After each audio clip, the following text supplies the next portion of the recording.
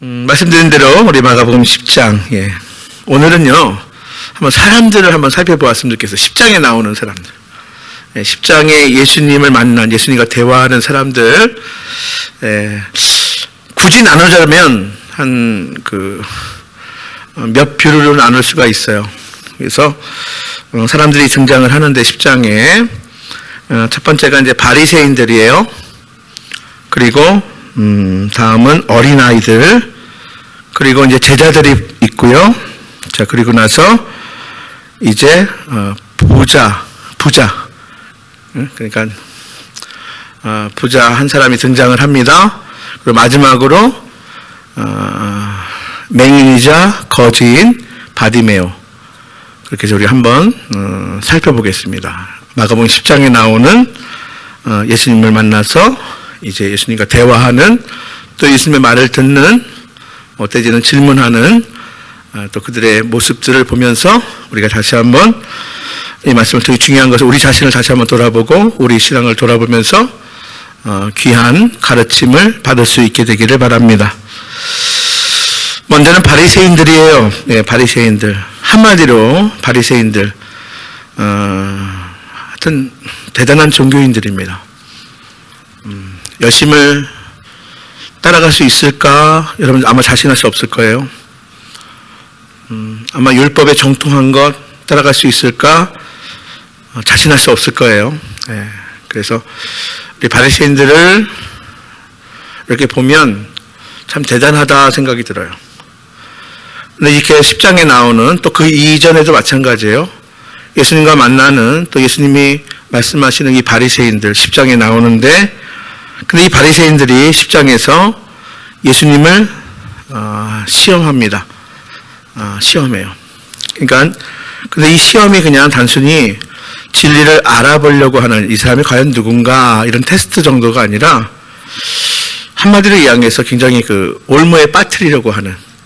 그래서 이제 우리가 예수님의 마지막 공생의 기간으로 들어가면 바리새인도 역시 마찬가지로 제사장들, 바리새인들, 서기관들, 당시 종교 제자들이 예수님을 죽이려고 모의하는데 또 이제 동참하게 되죠. 그래서 오늘 10장에 보면 표면적으로 예수님을 이제 함정에 빠뜨리려고 시험하는데, 표면적으로 모세의 율법의 이혼에 대한 이런 말씀 가지고 오는 거예요. 말씀 가지고 오는 거예요. 그러니까 모세 오경에 나오는, 율법에 나오는 이혼에 대한, 여러분 잘 알 거예요. 그렇죠? 우리 살펴봤으니까 이혼에 대해서 옳고 그름을 묻습니다. 말씀드린 것처럼 이것은 율법에 대해서 정말 몰라가지고 진리를 궁금해해서 하는 물음이 결코 아니에요. 모세 율법에 나오는 이혼에 대한 옳고 그름을 묻는데, 이 물음의 진짜 목적이 뭐냐면 올무예요. 예수님을 함정에 빠뜨리게 하기 위함이에요. 특별히 더 안 좋은 것은 정치적인 함정이 거기에 담겨져 있습니다.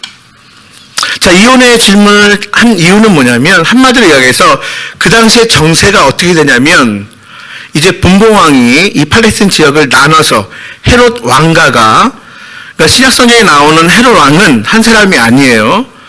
이 팔레스틴 지역, 당시에 이스라엘을 로마가 지배하고 있었는데, 제국 로마가 지배하고 있었는데, 이걸 나눠가지고 분봉왕을 세워요. 한마디로 이야기해서 꼭두각시를 세우게 되는 거예요.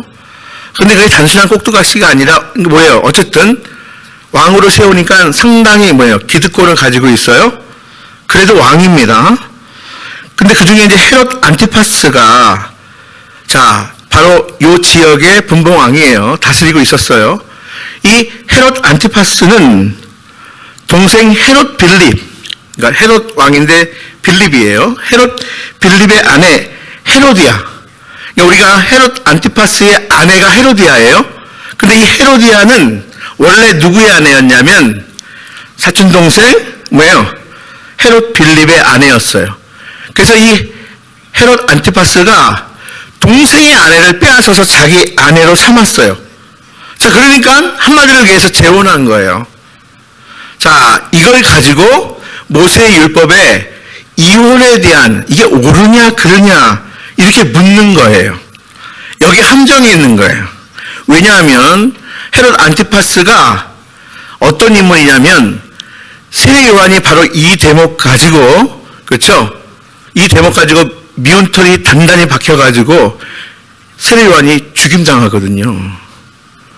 자, 그러니까 이 과정에는 뭐예요? 바로 헤롯 안티파스가, 그렇죠? 바로 이 헤로디아를 아내로 빼앗았던 이 배경이 있는 거예요. 예, 그렇습니다. 이 헤롯 안티파스는요, 그렇기 때문에 헤로디아와 재혼하려고 빼앗아 동생이 헤롯 필립의 아내인 헤로디아와 결혼하려고 그의 아내였던 페트라의 공주를 일방적으로 내쫓아버려요. 그러니까 원래 아내를 내쫓아야 새로 결혼할 수가 아니에요. 그래서 세례 요한이 이러한 부당함을 고발하다가 목배임을 당해서 죽게 됩니다. 우리가 앞서서 잘 복음서에 나와 있어요. 바리새인들은 바로 이혼에 대한 아주 민감한 부분을 율법의 조문을 내세워서 바로 불의와 성적 타락으로 사실은 확대한 사람들이에요. 그러니까 율법 말고 너무나 많은 조문들을, 규례들을 만들어서 사람들을 원래 율법의 정신이 아니라 오히려 바리새인들은 그 많은 것들로 인해서 불의한 일들을 취하고 자기의 이익을 취했던 사람들이 바리새인들이에요. 자, 그러나 예수님께서는 뭐라고 말씀해요? 결론을 이야기하면 예수님은 분명히 율법을 폐하러 오지 않은 것이 온 게 아니라 뭐라고요? 율법을 완성하러 왔다. 이 얘기는 뭐냐면 율법의 본질, 본뜻. 율법의 본질, 본뜻은요, 하나님의 뜻이에요. 그러니까 어떻게 보면 더 앞서서 하나님께서 태초에 천지를 창조하실 때 이 세상을 다스리시고 통치하시는 하나님의 법칙. 그게 바로 율법의 본뜻이에요. 그러니까 예수님은 바로 이러한 율법을 완성하기 위해서 왔다. 다시 이렇게 바리새인들이나 종교 지도자들이 율법의 정신을 훼손시켜서 오히려 불의한 일에, 오히려 자신들의 탐욕을 채우는 그 일에, 오히려 자신들의 의를 내세우게 하는 그 일로 왜곡시켜버리는 그 율법을 다시 원래 하나님의 뜻, 율법의 본뜻과 창조의 정신으로 되돌리고자 하는 것. 그게 율법을 완성하는 것. 원래 율법의 뜻이 그거예요. 그래서 안식일이라든지 이혼이라든지 이런 부분에 있어서 예수님께서 그거 말씀하시는 거예요. 자, 이게 하나님의 나라예요. 하나님 나라는요, 어떤 장소의 개념이 아니라 통치의 개념이에요. 주권의 개념이라고요. 그러니까 우리가 이 땅의 삶을 다 살고 들어가는 그 나라는 누가 다스리는 나라예요? 하나님께서 다스리는 나라예요. 하나님께서 통치하시는 나라예요. 근데 우리는 자꾸 그 하나님 나라의 원래의 본질 뜻을, 그렇죠? 우리가 그것을 다 놓쳐버리고 뭐만 해요? 자, 저기 달을 보세요 하면 달을 봐야 되는데 뭘 보게 돼요? 손가락을 보면 그게 잘못된 거예요. 당연히 하나님 나라는, 자, 인간적인 우리의 표현으로 볼 때는 황금과 같이 정말 찬란하고 보석이 많고, 근데 우리는 그냥 황금, 보석, 여기에 눈이 멀어버린 거예요. 그게 아니에요. 하나님 나라는 하나님의 주권, 하나님의 통치의 개념이에요. 그래서 예수님께서 하나님 나라가 이미 너희에게 임했다. 너희 안에, 너희 곁에 임했다는 것은 뭐냐면 다른 게 아니에요. 우리가 이 땅에서도 하나님 나라를 살라는 거예요. 임한 그 하나님 나라를 살아야 되는데 다른 게 아니에요? 뭐예요? 아니, 여기는 아직도 죄가 만연하고 사람들 사이에 아직도 욕심이 있고 탐욕이 있고. 그런데 뭐냐면 그 하나님의 통치, 주권 가운데 사는 것. 이미 하나님 나라가 임하였으니 하나님의 다스림 가운데, 하나님의 통치 가운데 살라는 거예요. 자, 어쨌거나 다시 율법으로 돌아오면 예수님은 율법의 본뜻, 창조의 정신을 언급하면서 이혼에 대해서 역시 말씀하는 거예요. 자, 자세히 말씀을 안 드립니다. 어쨌거나 바리새인들이 있었다. 예수님을 이혼이라는, 그렇죠? 자, 율법의 이혼을 가지고 옳고 그름을 예수님께 따져 묻는데 이것이 예수님을 올감해야 되는 함정이었다는 거예요. 그러나 예수님은 원래의 율법의 본질과 창조의 정신을 다시 한번 언급하면서 부부는 한 몸이에요. 부득이한 경우, 아니, 부부는 한 몸이라 어떻게 나눌 수 있겠습니까? 그럴 수 없다는 거예요. 그런데 몇 개의 예외 조항이 있어요. 그렇죠? 특히 우리가 간음이라든지 이런 부분에 있어서 그 예외 조항을 만드는데 그거를 이용해서 우리가 너무나 다양하게 너무나 쉽게 이혼하는 것은 옳지 않다는 거예요. 자, 그러니까 결혼하는 것도 심사숙고해야 되고 헤어지는 것은 한번 결혼했을 때 하나님께서 짝지었으니 나누지 못한다는 거예요. 우리가 다 기독교 예식으로 혼인 예식을 가면 다 이 말씀으로 함께 하나님께 말씀을 듣잖아요. 자, 그래서 한몸됨을 강조하고 있습니다. 다음으로 예수님께서 사람들이 어린아이들을 데리고 오자 어린아이들을 데리고 사람들이 와요. 그래서 제자들이 막아서며 나무랍니다. 자, 10장 13절 말씀 읽진 않았지만 함께 봉독해 볼까요? 시작. 사람들이 예수께서 만져주심을 바라고 어린아이들을 데리고 오매 제자들이 꼬집건을, 그렇죠? 네. 사람들이 어린아이를 예수님께 데리고 와요. 이것은 제가 새벽에도 말씀을 드렸어요. 당시에 훌륭한 선생님 앞에 자기들의 자녀들을 데리고 와서 안수받기를, 축복받기를 당시에도 원했던 것 같아요. 자, 그래서 사람들이 어린아이들 데리고 와요. 왜? 예수님의 가르침이, 예수님께서 행하시는 일들이 이게 비범하지 않아요. 당연히 예수님께, 그렇죠? 축복받기 위해서, 안수받기 위해서 사람들이 어린아이들을 데리고 와요. 근데 제자들이 막아서며 나무랍니다. 여기는 또 다른 측면이 있는데요. 왜? 당시에 어린아이들을 무시하는 것이 보편적인 정서였어요. 어린아이를 무시하는 것. 한마디로 이야기해서 뭐예요? 자, 어른들 노는데 어린아이들이 끼면 안 되는 거예요. 어린아이를 무시하는 것이 그게 그 당시에 정서예요. 관행이에요. 자, 제자들도 그랬다는 거예요. 제자들도. 예수님이 사역이 많으니까 피곤할 테니까. 예수님이 그 사역에 방해된다는 이유예요. 예수님은 그런 제자들에게 화를 내십니다. 그러면서 바로 이 장면을 예수님이 딱 포착하셔서 하나님 나라를 또 가르쳐요. 하나님 나라가 이런 어린아이와 같은 자의 것이라고 선포합니다. 어린아이와 같은 자에게 하나님 나라가 바로 이 같은 자들의 것이다. 그렇죠? 여러분, 하나님 나라가 어떤 나라인지 예수님 말씀하시는 거예요. 가르치시는 거예요. 또한 자, 이는 어린아이와 같은 연약한 자를 영접해야 한다는 의미가 있고요. 어린아이같이 당시에 보잘것없고 참으로 연약한 자를 너희도 영접해야 된다. 이런 의미가 있고요. 또 어린아이와 같은 태도와 마음 자세로 하나님 나라를 받들어야 한다는 그런 의미도 담겨져 있어요. 그러니까 이렇게 저렇게 하나님 나라와 연결하면, 그렇죠? 이렇게 연약한 어린 아이들과 같은 그러한 사람들을 영접해야 하나님 나라에 합당한 사람들이라는 거예요. 또 그런 어린아이와 같은 순수한 마음, 자, 어린아이가 부모님을 의지하는 그런 하나님을 의지하는 마음이 있어야 바로 하나님 나라에 들어갈 수 있다. 그렇게 하나님 나라를 받들어야 한다. 이런 의미가 담겨져 있는 거예요. 근데 제자들은 잘 모르니까 막아서면서 꾸짖는 거예요. 자, 반면에 이제 어린아이들은 막아선 제자들이 이제 부자인 사람이 예수님께 다가와요. 자, 그런데 10장 17절 말씀 한번 볼까요? 시작. 예수께서 길에 나가실새 한 사람이 달려와서 꿇어앉아 묻자오되 선한 선생님이여 내가 무엇을 하여야 영생을 얻으리이까. 여기에 환영했다는 표현은 없지만 이 앞에 어린아이가 나올 때 제자들이 어떻게 했다고요? 막고 꾸짖는데, 자, 여기 우리 그 마가복음 개역개정에도 보면 소제목으로 파란색으로 재물이 많은 사람이라고 되어 있어요. 자, 다른 평형구절인 다른 마태복음과 누가복음에도 부자인 사람이에요. 자, 그러니까 어린아이를 막아선 제자들이 이 부자인 사람이 예수님께 갑자기 나왔을 때, 갑자기 예수님 앞에서 딱 무릎 꿇었을 때 제자들은 막지 않아요. 무슨 생각이 들어요? 아마 부자인 사람이니까 티가 나지 않았을까요? 딱 외모만 봐도? 그렇죠? 아마 소문이 났을 수도 있어요. 어떤 사람인지. 어린아이를 데리고 나온 사람들은 막습니다. 꾸짖습니다. 나무랍니다. 부자인 사람이 예수님 앞에 딱 나타났을 때 예전에 없던 일이에요? 제자들이 막질 않아요. 자, 더 언급 안 합니다. 부자인 사람은 예수님을 선한 선생님이라 부릅니다. 그리고 영생을 구합니다. 예, 제가 볼 때는 이 부자가 성품이 괜찮은 사람인 것 같아요.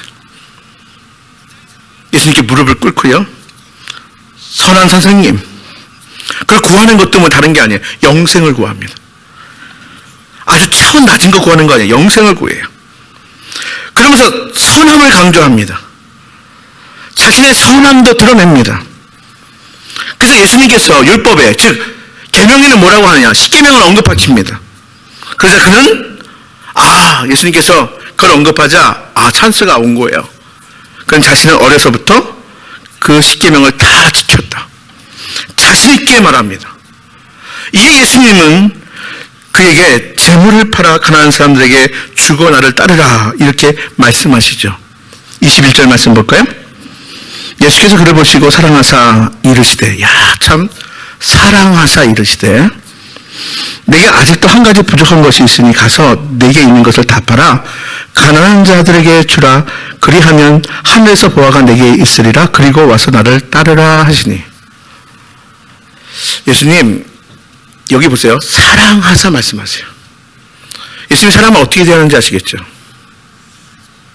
이 부자에게 뭐가 걸림인지 다 아세요. 그의 선함도 다 아세요. 그가 계명, 십계명을 다 지킨 것 다 아시잖아요. 근데 그의 속마음도 다 아세요. 뭐에 걸리는지를 다 아셔요. 그런데도 사랑하사 말씀하세요. 재물을 다 팔고 나를 따르라 말씀하십니다. 이 성경은 부자는 슬퍼하고 근심하며 돌아갔더라, 이렇게 기록합니다. 돌아갔어요. 제가 뭘 말씀을 드리냐면, 그럼 우리도 다 팔아서 우리가 예수님 따라가야 된다. 지금 고난주간에 예수님을 따라갈 그 의미가 아니라 예수님을 다 아세요. 부자의 중심을 아십니다. 태도를 아십니다. 뭐에 걸리는지를 다 아세요. 부자는요, 계명을 지킴이 선함이에요. 그 선함이 영생을 보장한다고 부자는 생각한 거예요. 어떻게 하여야 영생을 얻으니까. 부자는요, 사실은 이미 자기 생각이 다 있어요. 자기 판단이 다 있어요. 선함으로 영생을 얻는다 생각합니다. 계명을 다 지킨 것이 선한 거예요. 내가 영생을 보장받았다. 어떻게 보면 선한 선생님 앞에서 확인받고 싶었던 거예요. 예수님 앞에서 확인받고 싶었어요. 자기는 선함이 영생을 보장한다고 생각하기에 그 결과로 자기는 부자가 되었고 성공했고 이게 복이다 싶었어요. 그렇게 믿은 거예요. 무엇을? 율법을 지킴이, 십계명을 다 내가 어릴 때부터 지금까지 다 지켰음이 나의 영생이 보증되고 그 결과로 나는 이 땅에서 부자가 된 거예요. 한마디로 성공했고 복을 받은 거예요. 그러나 예수님 분명히 말씀하시는 거예요. 그게 아니라고 말씀하시는 거예요. 이 부자에게 맞춰서 예수님께서 말씀하시는 거예요. 그게 아니야. 내가 생각하는 그게 아니야. 영생은 선함과 상관없어. 영생은 계명과 상관없어. 영생은 이 땅에서 네가 받았다고 하는 그 부, 네가 복이라고 생각하는 그 부와 전혀 상관이 없어. 그게 아니라 하나님이신 하나님의 아들 예수님 자신을 따르는 것이 그게 뭐예요? 그게 영생이라는 거예요. 우리가 예수 믿고 구원받았듯이 이 부자에게 네가 생각하는 선함이나 계명을 지킨 것, 네가 이 땅에서 흔히 사람들이 복 받았다 이야기하는 그것이 너의 영생을 보장하는 것이 아니라, 너의 구원을 보장하는 것이 아니라 바로 나를 따르라는 거예요. 하나님이신 예수님을 따르는 것이, 그것이 바로 영생의 길이고 구원의 길이고 그것이 진정한 인생 성공의 길이고 그게 진짜 복의 길이라는 거예요.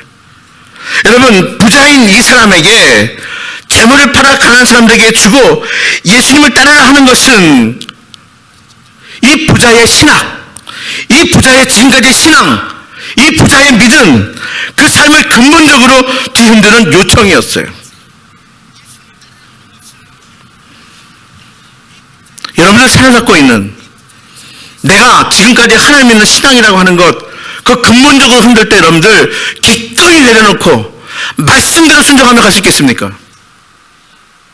내가 지금까지 나의 나름대로 신학, 나의 나름대로의 신앙의 그런 형태, 내가 생각했던 믿음의 삶, 이것을 근본적으로 흔드는 하나님의 귀한 말씀 앞에서 내가 주님이 말씀하시니, 하나님이 말씀하시니, 이게 하나님 나라에 들어가는 길이니 내가 다 내려놓겠습니다. 내가 다 포기하겠습니다. 그렇게 주님의 길 따라갈 수 있겠습니까? 지금 그거 묻는 거예요. 진짜 선함의 증거는 부자도 아니고 이 땅의 성공도 아니고 그렇다고 건강이 보장된 삶도 아니고 우리가 흔히 얘기하는 편안 그것도 아니라는 거예요.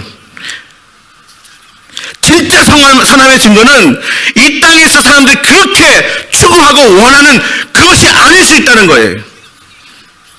진짜 선함의 증거는 가난한 사람을 돌아보는 것,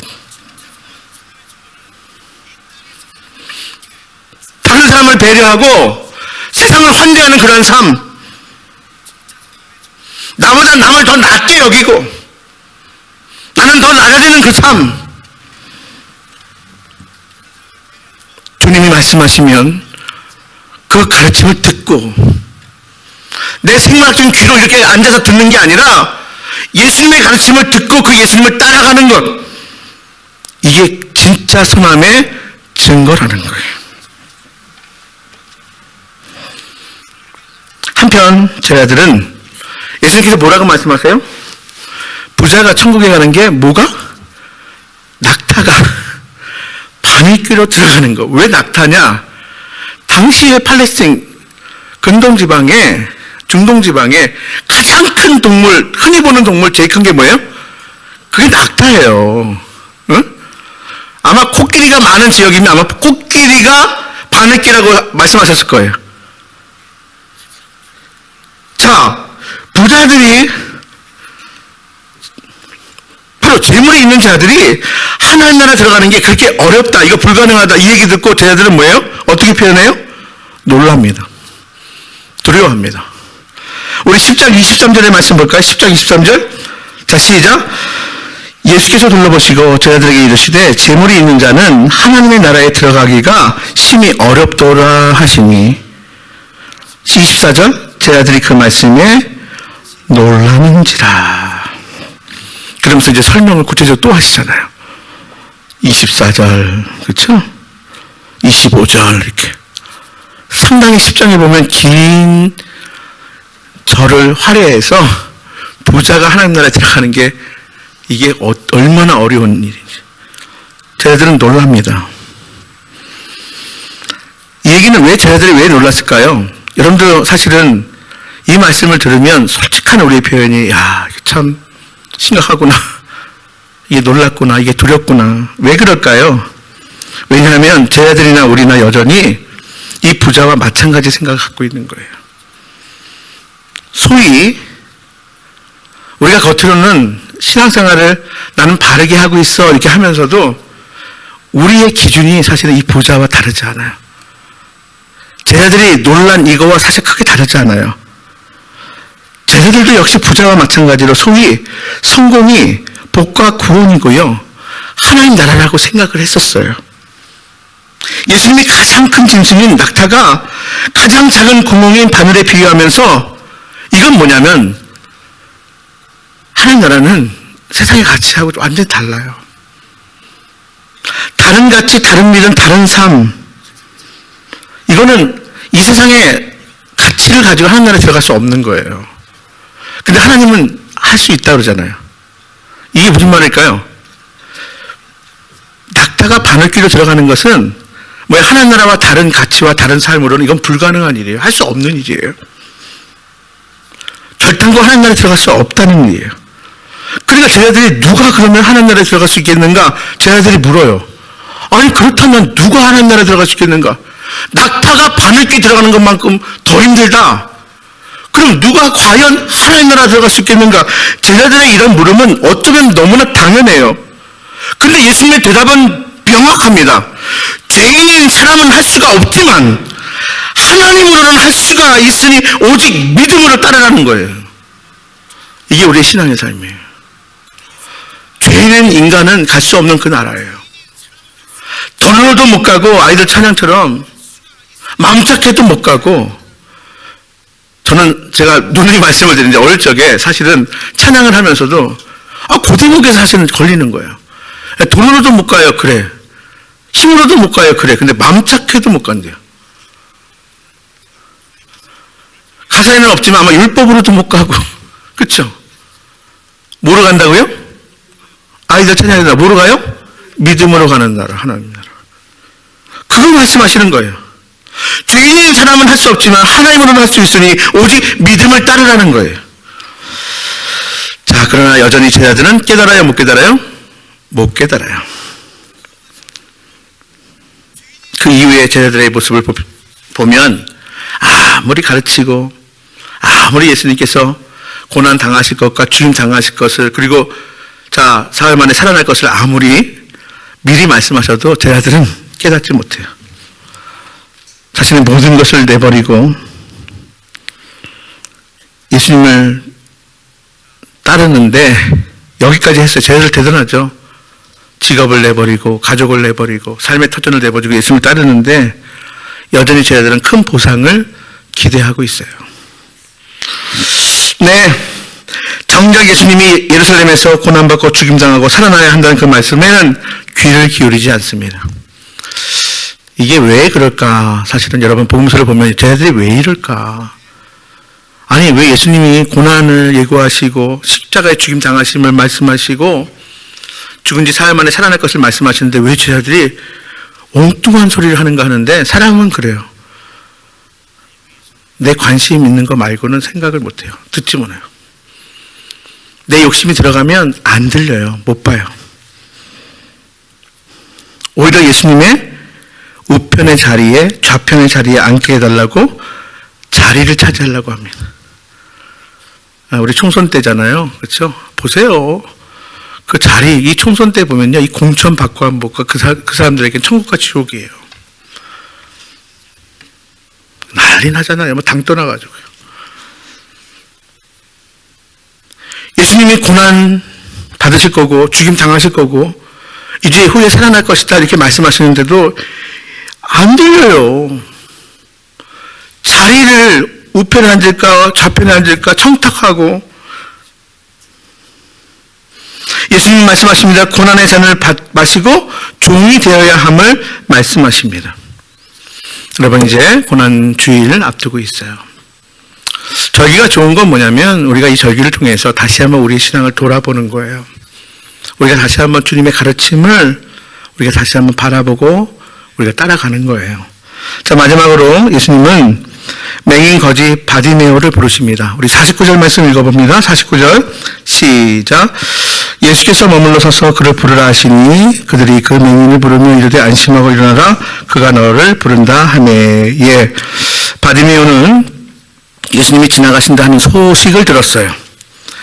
자, 예수님이 지나가신다고 그가 보지는 못하지만 귀로 이제 그 어수선을 들었을 때 이 바디메오는 예수여 나를 불쌍히 여기서 외칩니다. 예수님 그 소리를 들으셨어요. 예수님은 바디메오를 불러오라고 합니다. 그리고 바디메오에게 무엇을 원하느냐 물으십니다. 바디메오 분명합니다. 뭐라고 그랬어요? 뭐라고 그랬어요? 바디메오는 무엇을 원하느냐 했을 때 뭐라고 했어요? 보기를 원합니다. 요청합니다. 여러분, 자, 이게 다 연결돼요. 바디메오는 보기를 원한다고 했어요. 바리새인들이나 부자나 제자들은 여전히 보지 못하고 있어요. 아니, 다른 것을 보았어요. 보고 싶은 것을 보는 거예요. 근데 예수님은 뭐예요? 이 바디메오를 통해서 진짜를 보게 하신 거예요. 무엇을 원하느냐? 보기를 원합니다. 예수님은 눈 뜨고 바라보기를 요청하시는 거예요. 바로 보기를 원하시고 바로 깨닫고 바로 따르는 그 믿음이 저와 여러분들을 구원했어요. 바로 보는 것, 바로 깨닫는 것, 바로 따르는 것, 그 믿음이 우리를 구원하는 거예요. 그래서 우리가 함께 기도하기를 원합니다. 주여 불쌍히 여기소서. 주여 보기를 원합니다. 우리 모두가 바로 보고 바로 깨닫고 바로 따르는 복된 성도들 다 될 수 있기를, 주님의 제자들 될 수 있기를 주님의 이름으로 축복합니다. 네, 우리 함께 우리 말씀 붙들고 기도하며 나가기를 원합니다. 예.